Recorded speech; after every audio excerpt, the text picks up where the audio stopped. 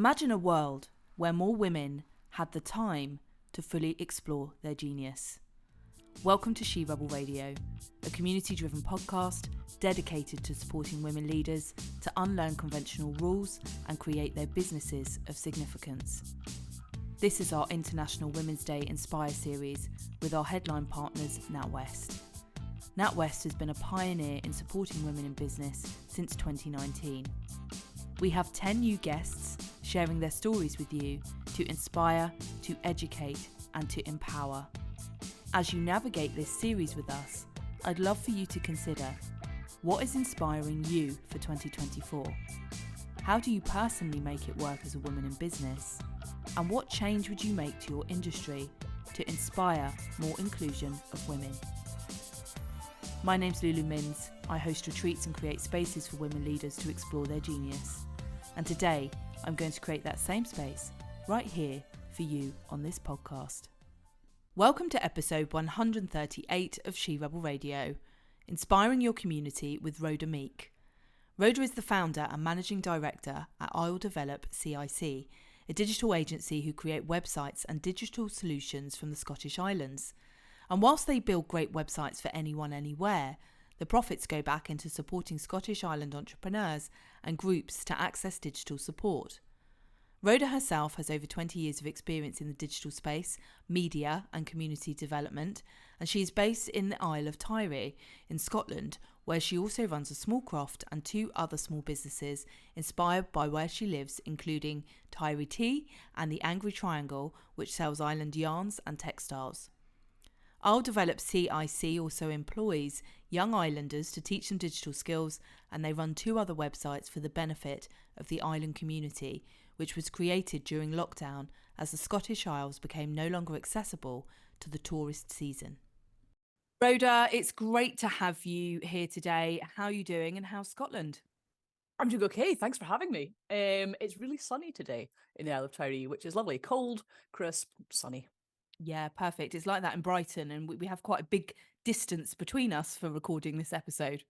Just a little bit. We do. Now, how do you find the time? Because one thing that really struck me when researching for your episode is the number of businesses that you run. How do you find the time for all of those businesses and to support your community in the Scottish Isles? That is a really good question. It's a question I've been asking myself recently as well, actually. Where do I find the time? It is definitely a challenge. I'm quite good at sort of compartmentalizing, so I do a lot of time boxing and I run a lot of lists and a kind of Kanban board system. And I'm learning the hard way how to prioritize my sort of urgent and important tasks. Mainly, I just like to keep myself really busy. I'm not good if I don't have something to do. I'm kind of like, I describe myself as a collie. I'm like, I get destructive if I'm bored. And so the best thing to do is just to kind of keep moving forwards. Yeah, you can jump to another project in another business if you run out of things to do. Totally. I've got a squirrel brain, so I like starting new things, and I've had to learn to stop doing that. So part of the web development work I'm doing allows me to work on a new project every week, but it's for someone else. It's ideal. Yeah, perfect. Now, just before the pandemic, you started Tiree Tea. I don't know if I pronounced that correctly. A specialist tea inspired by the Hebrides. What happened to the island and your businesses when lockdown came? Yeah, so it's Tiree. And Tiree Tea, I set up as a little experiment at the end of 2019. I'd always thought it had some nice alliteration and I wanted to give it a shot. So we own the blends. The blends are completely unique. And I bought in about 70,000 tea bags with the idea of selling nice tea to tourists as a little gift.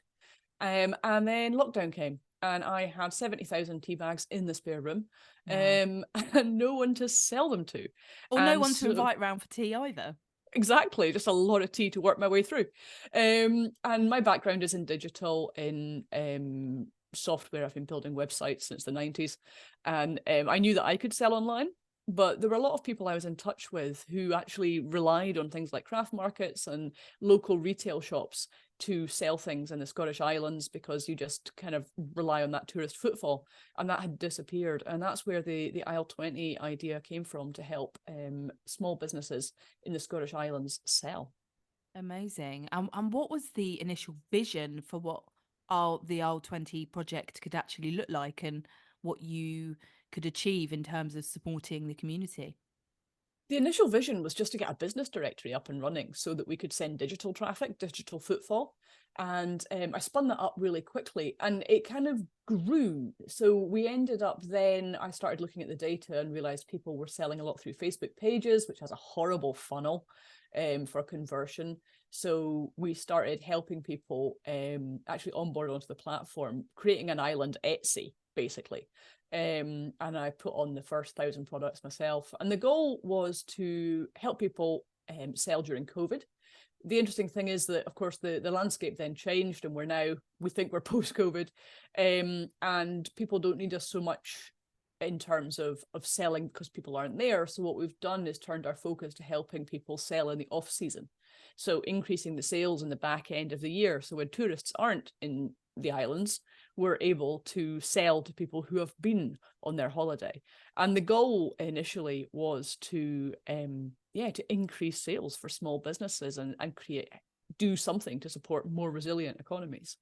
Yeah, amazing. I can totally see. I spend a lot of time down in Cornwall, and again, a similar, community with lots of people selling handmade products and things like that, and relying on that. So I can see the huge impact that would have had in supporting local people in the community. And why has that been so important to you to support local community? And how has any previous experience in community development supported you to troubleshoot with the community itself and identify the needs of your particular community? I think it's been increasingly important to me to support the Scottish Islands or find ways to I mean, the way we're describing it, I think, is to grow wealth and retain that wealth locally. Um, we have about almost 50% holiday home ownership or second home ownership in Tiree. So there's only half of the houses here are lived in all year round. And that story is repeated across the Scottish Islands, and Cornwall, as you mentioned, would recognise that as well. Yeah. And so it's not a good base to have a strong, thriving economy, aging population, lack of working age people, lack of housing. And so for me, my passion, having been home living in Tiree for almost 11 years now, is to try and find ways to help grow that wealth locally. How can we grow businesses so they're not completely tourist reliant? Can we address the housing challenges? How can we give ourselves communities that thrive into the future? Because we're staring depopulation in the face. And as a Gaelic speaker, as someone whose family has been in this corner of the island for hundreds of years, it's really important to me that we don't lose that really valuable culture that we have. Yeah, absolutely. And what was the impact of the ISLE20 project on the community? I think initially it was absolutely huge. So we're not just for the Isle of Tiree. We sell products from people across the Scottish Islands, from Unst all the way down to Arran. And I think initially it really took off because it was a good news story at a time in 2020 when everyone needed a good news story. Yeah. And it really did help people sell. And we're looking at, I reckon we've put about £250,000 into people's pockets since 2020 in sales that have been made through the platform. And hopefully as many pounds in people being sent to these, business websites. So I think it certainly had an impact. I think there's a good percentage of those sales wouldn't have happened otherwise. Yeah. No, it sounds like a great impact. And, you've said in terms of your ancestral history being very local, is that why it's been so important to you to support local community? And how did that evolve into developing I'll Develop CIC and a new chapter for digital support right there on the islands? Yeah, it's been quite the journey. It is, I think it is. I seem to be I'm hefted to the place. I'm a native Gaelic speaker. I live in the house that my great-great-grandfather built. It's in my blood to be here. And that just sort of, I guess, drives what I do. it's evolved. It was interesting. You mentioned community sort of development support, and I've previously worked in community development in Glasgow, and I learned a lot about how to kind of interrogate what needs are, to talk to people and to try and figure out solutions. And working in software and digital as well, I've learned a lot about sort of that lean development model of build, measure, learn, and keep experimenting. And that's how we kind of ended up evolving into I'll Develop CIC. I didn't want the IL20 project to be profit making for me personally. I didn't want to profit at the time off people's fear. Yeah. And so I set up as a community interest company. So that is a limited company by guarantee, but we're asset locked. So I can't take a dividend. There's no, any profit has to be put back into the Scottish Islands. And so we had our IL20, which we're about to rebrand fully into Scottish Island Gifts, because I think 2020 is something we want to keep behind us now. Yeah. And and then we spun up a new experiment called Isle Holiday, and that's basically an island Airbnb, but the commission goes back into Isle Develop CIC and into supporting digital support in the islands. And that's where I started thinking, right, my strength is in building websites. The strength of the people I have around me is in building good websites. And IL20, Scottish Island Gifts, and a holiday site, they kind of make sense, but they don't gel together. And how can I explain this business to maybe an investor or a bank?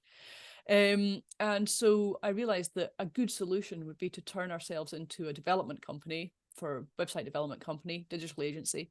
We can take in commercial web projects and we can generate income that way. And that allows us to grow Scottish Island Gifts and Isle Holiday in a sustainable way, where sometimes they need subsidized and we're learning on them. But we have a going concern as a business. So yeah, because we're a social enterprise, we put all of our profits back into running the business, growing it and supporting our community, which is why we're able to offer digital support subsidized or free to entrepreneurs and to community groups in the islands who might not otherwise be able to access it. I love the line that you said there. If only everyone followed through on that, of I didn't want to profit at a time of fear. Which, you know, most marketing campaigns are doing just that, in terms of improving and you know, you sharing your history on the islands and that real connection piece, by the sounds of it, to the land. So I would love to hear more about the projects that you've supported and developed CIC, but you also run a small croft, don't you? I do, yeah. So I have 60 acres that's been in the family for many, many years. And I have about, well, I think last count was about 80 sheep. I've got four breeding cows, some heifers and calves, ducks and hens. And it's a very interesting, very different thing to sitting at my desk pushing pixels.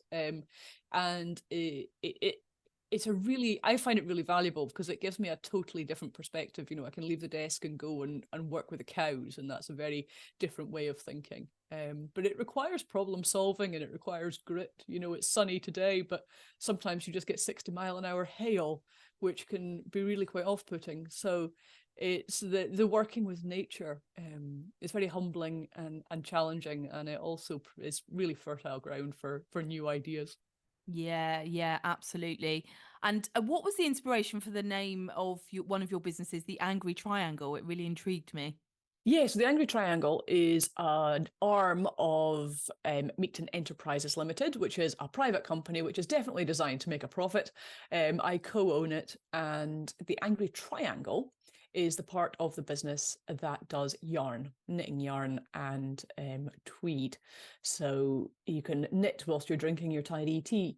The Angry Triangle is a sheep on my own croft. All of the yarn and the tweed is made from wool from the sheep on my own croft. And she is a somewhat triangular black Hebridean sheep. She's a native breed. She's got horns. And she's always a little bit triangular, but there comes this point in the year, just as she's getting ready to lamb, where I'll turn round and she's just the perfect triangle. And she's usually absolutely furious about it.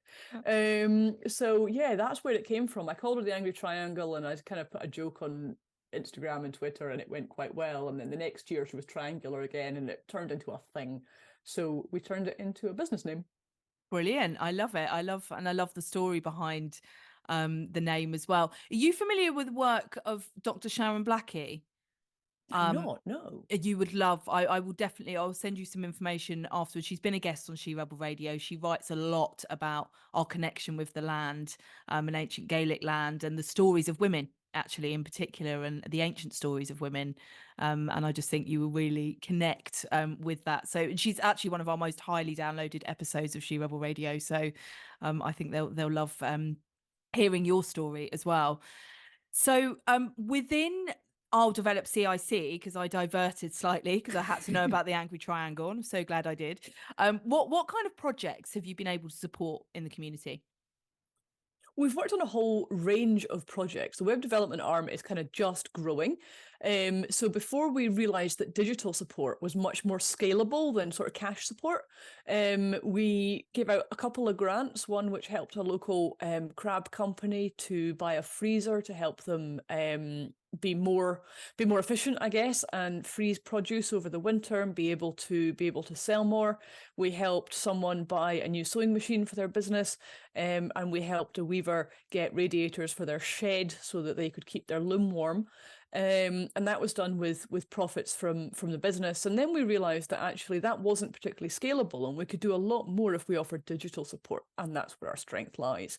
So at the moment, we are working with a number of community groups in order to build them websites, and we're able to do that at a subsidized rate. So an example, a good example would be an entrepreneur in Tiree. She's got a small shop and she's looking at trying to expand her business into a little bit of e-commerce and how she can make that more resilient. And so we're able to spin up, we hope, a good e-commerce idea and site for her at a much reduced rate than it would be a commercial rate. Yeah, amazing. And of course, the Scottish Isles are very remote, and I think that's come across. Well, why does that mean that there are different or more unique needs, which I think you've highlighted, how unique those needs can be? And why do you think that that kind of support is needed by someone in the community that understands the unique needs of their particular community? And perhaps what advice would you have to other people who are wanting to support maybe their own unique communities? Where would they start? Oh, there's a lot to unpack in that question. Yeah, sorry. There's quite a few questions within the question. I'm gonna pick up on your use of the word remote to start with. Remote's a really interesting word for me because we as our islands are kind of the centre of our own communities, and Edinburgh, Glasgow are actually really remote for me and take ages to get to, and I think often that is the root of some of the challenges in supporting areas like ours. We're challenged. We've got infrastructure problems. We are definitely at the end of transport links and fragile transport links. But often when we look at communities like ours as remote, people offer support from that perspective. And I think that's why it's so critically important that we're able to grow and develop our strong resident communities so that we can support ourselves. Because, one of the big challenges when you are being supported by an external agency, for example, is that I had a meeting where the assumption was that because I wanted to scale my tea business, I would have to move production to Oban, which is the nearest mainland port town. Now, that's 4 hours on the boat. That was obvious to the person talking to me. That's what I should do. I live here. It's not at all obvious to me. My obvious solution is to grow the business here. And so I think it's about the set of assumptions that you work with. And no island is the same. We all have our own different challenges, but there are general themes. And very often it's about a lack of infrastructure. It's about a lack of housing. It's about transport challenges or broadband challenges.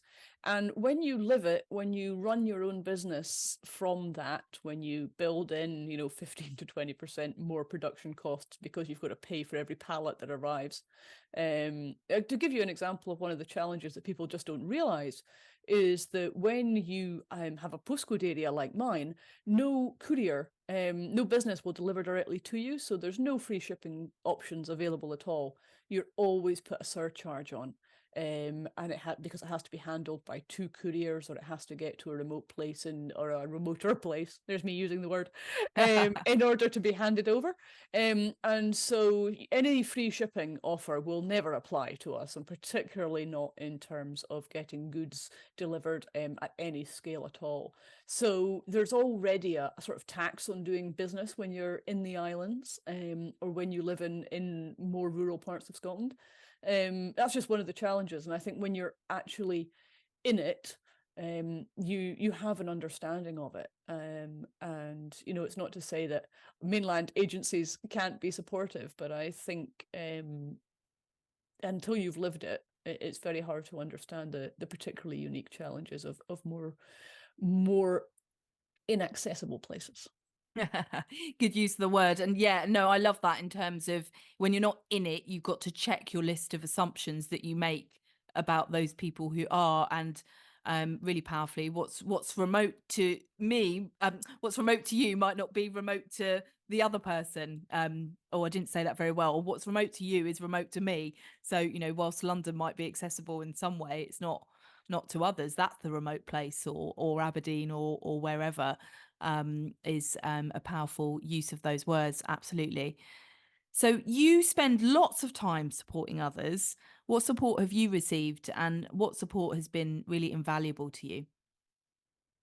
Oh, good question. I've got a really good circle of people around me, who put up with my more harebrained schemes, and who clear up after some of my, more impressive disasters, and who kind of challenge whether I'm being sensible or not.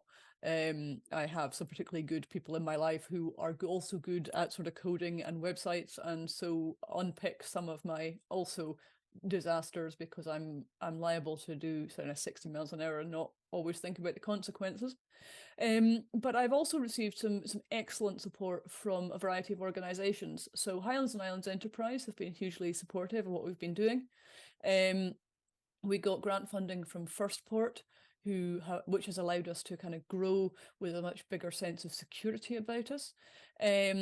And coaching, I never kind of considered getting coaching before, but I've had coaching from a group in UIST, and also RBS through the NatWest Accelerator program. So in Scotland, it's the Royal Bank of Scotland, and in England, it's NatWest. It's the same program.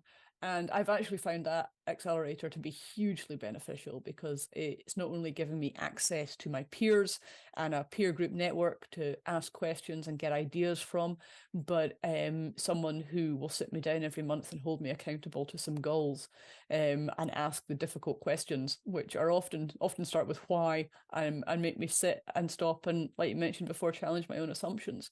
So it's been great. It's been great to talk to people who don't think I'm, bonkers for doing so many things, but see the value, and help me prioritize. Yeah, amazing. And what have been some of your highs and lows of all your businesses and your business journey? Oh, so many highs and so many lows. And do the highs get higher and the lows get lower? Do you know, I don't know. I mean, way back in like 2008, just as the credit crunch hit, I opened a cafe, and that crashed within the first year. So that was probably an enormous low. And I think it's probably changed how I've gone forward, in that I kind of start very much with an MVP, a minimum viable product for everything, and then grow from there, rather than jumping in with both feet completely. Um, I think a high was definitely when the Isle 20 project took off so well at the beginning of lockdown. I've not experienced that sort of like wave of success where something just grew quite rapidly, which was really, really satisfying. Yeah. And then, as COVID, the landscape changed afterwards.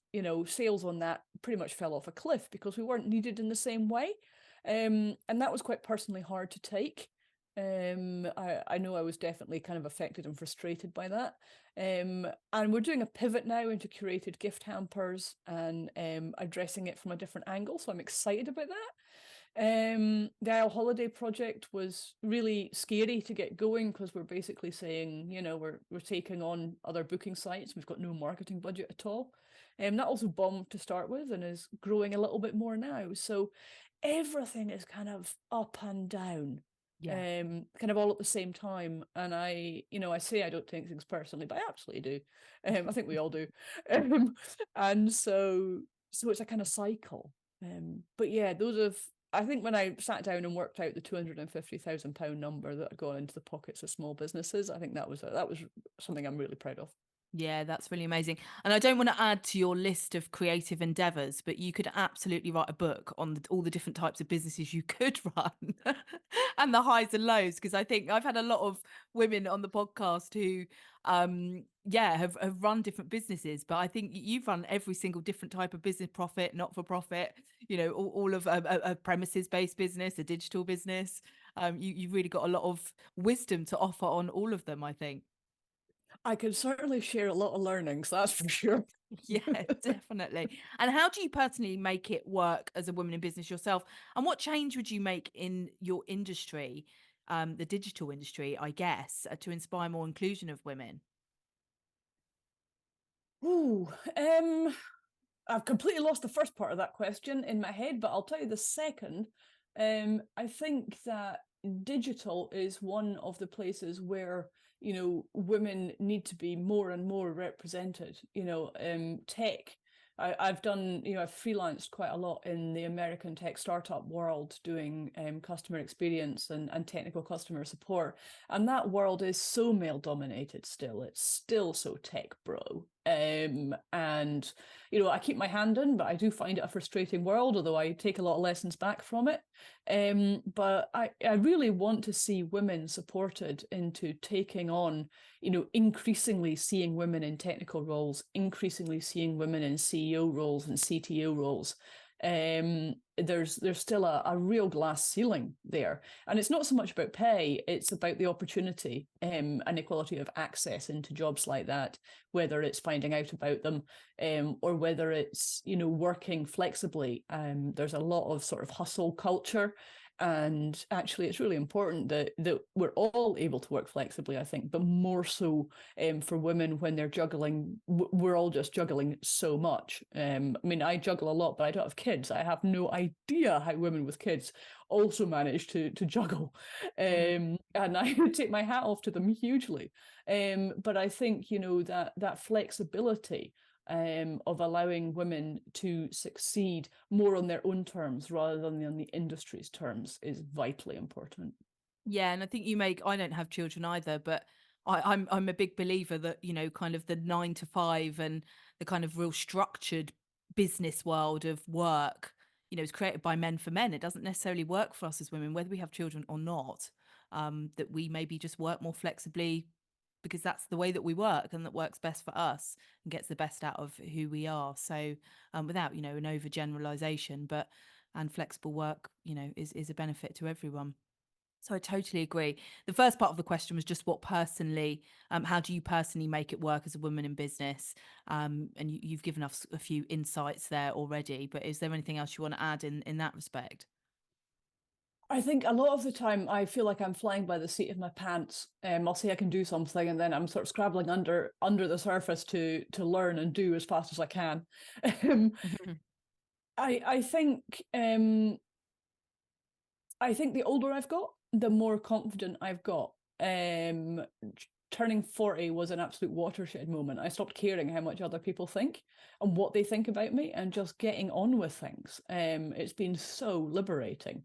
Mhm. And I think that is actually one of the reasons why I've gained the confidence to kind of just push forward and try things. And I really do wish I'd gained that confidence in my 30s. But I've spoken to a lot of women who said, yeah, turning 40 was an absolute liberating moment, and I can't wait for 50. Yeah, it is a real milestone. I totally agree. There's a big shift in terms of your perspective of what's important, what isn't, but also the confidence as well. Oh yeah, totally. It was honestly fascinating to watch. Yeah, yeah, I totally agree. Now, what is inspiring you for 2024 and where can we find you? What is inspiring me for 2024? I am on a mission. A lot of the things that I do don't always pay me. So I am inspired to pay myself. I love that. That's a good one. I'm actively trying to reduce that. There's that fear thing of like, oh, I better take this freelance gig, I better take this consulting gig because, just in case. And I want to free myself of that and actually work towards having the confidence that in what I'm doing in business, I can achieve that and I can get myself paid and I can grow that to a point where I've got the confidence to go, no, do you know what? I don't need that extra offer that's going to suck up all my time. Yeah. I'm totally inspired to help more small organizations develop great websites, because I think that digital projects good ones can transform people and places, helping people get their message across, and sharing their values, sharing their stories. I love that. So yeah, that's where I'm at for 2024, is again growing in a sustainable way, but really helping other people to tell their stories and support their communities. Amazing. Sounds great. And where can our listeners find you and your businesses? There'll be a few places. There are a few places. Rhodameek.co.uk is where I kind of put a list of everything I'm doing, so you can find me there. Google Love Scottish Island Gifts or Love Scottish Islands. You will definitely find us there. And Tiree tea. You want a good cup of tea from the Scottish Islands? Google is your friend. I'm on LinkedIn as well, but I'm not so good at that. I know we did eventually connect there, didn't we? But yeah. Twitter seems to be my spiritual home. I like the unrelenting misery, I think. You'll find me you'll find me there too, slightly cheekier than I am in most places. Yeah, love it. And whatever it's called these days as well. Oh yeah, that. Oh yeah, I can't keep up. No, definitely not. Rhoda, it's been really amazing to have you. Thank you so much for sharing all of your businesses and projects here on She Rebel Radio. It's been an absolute pleasure. Thank you so much for having me. You've been listening to She Rebel Radio. We thank you for listening and thank our headline partners NatWest for sponsoring this series. If this episode has inspired you, please pass it on and share with at least one other incredible woman. And don't forget to hit subscribe and leave us a review. You can find out more about me and my work at lulumins.com or on most social media platforms.